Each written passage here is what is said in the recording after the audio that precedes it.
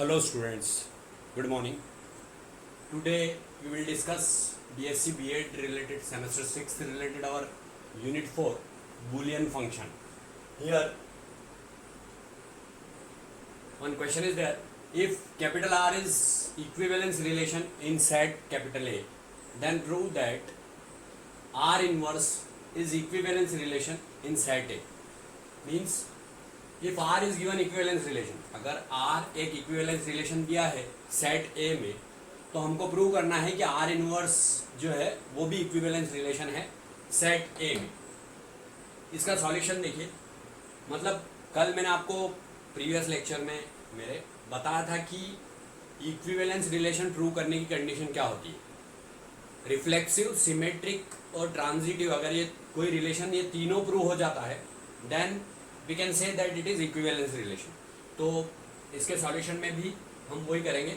given that R is an equivalence relation in set A, ये दिया हमको कि R एक equivalence relation है set A में, we shall prove that, और हमको प्रूव करना है कि R inverse is an equivalence relation in set A.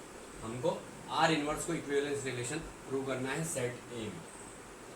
इसका फर्स्ट पॉइंट जैसा कि आप जानते हैं, R inverse is reflexive. Equivalence relation prove करने के लिए ज़रूरी होता है कि इसको हमको रिफ्लेक्सिव प्रूव करना है, सिमेट्रिक प्रूव करना है और ट्रांजिटिव प्रूव करना है.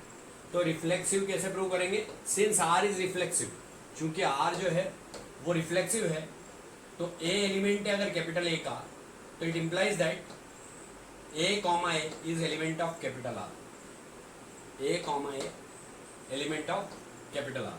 Now A comma A in bracket is element of capital R, it implies that A comma A is element of R inverse also.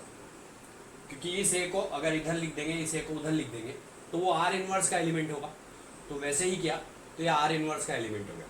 Thus for each A is element of capital A comma A is element of R inverse.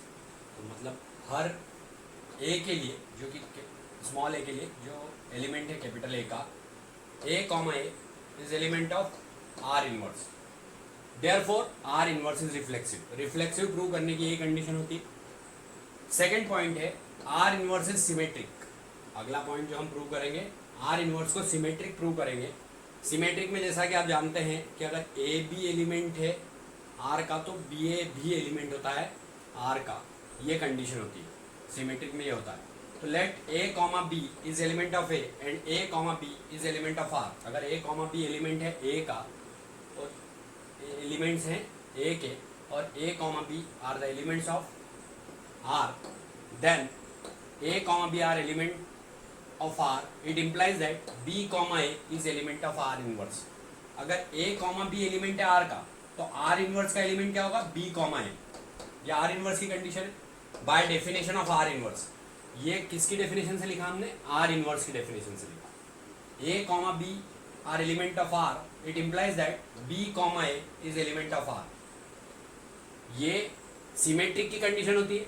R is symmetric. अब चूंकि R symmetric है, क्योंकि R तो equivalence relation था, तो अगर R symmetric है तो A कॉमा B एलिमेंट है R का, तो B कॉमा A एलिमेंट होगा R का.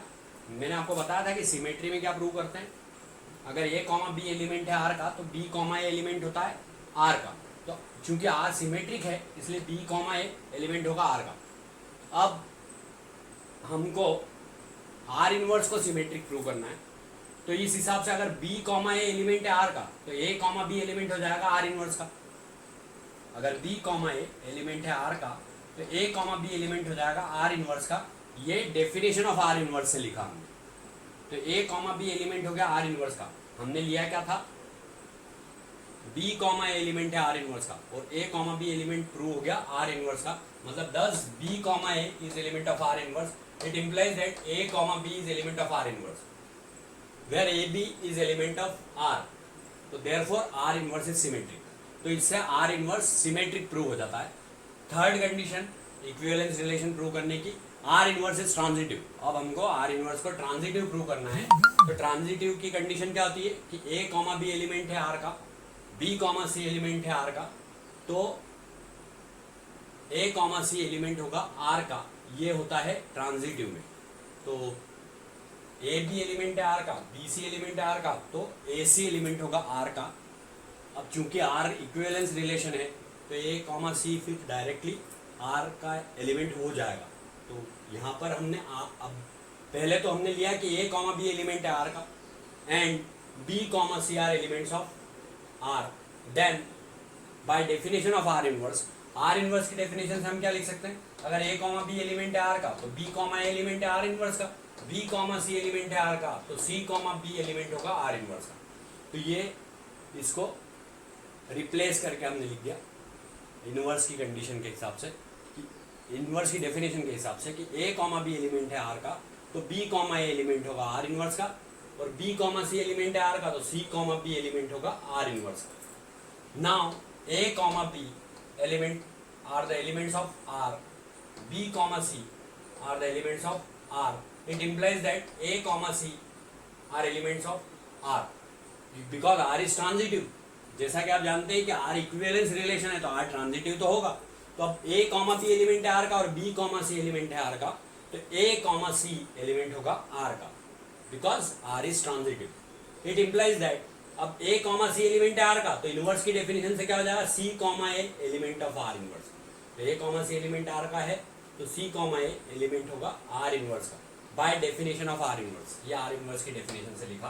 दस अब हुआ क्या देखिए, C comma B element of R inverse and B comma A element of R inverse, it implies that C comma A element of R inverse. ये हमने प्रूव किया यहाँ तक।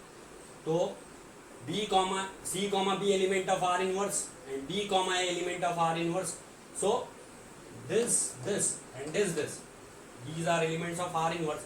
So first element and that last element of the second one element of R inverse, elements of R inverse, therefore we can say that R inverse is transitive कि C comma B element है R inverse का, B comma A element है R inverse का तो C comma A element हो गया R inverse का, मतलब R इनवर्स ट्रांजिटिव प्रूव हो गया।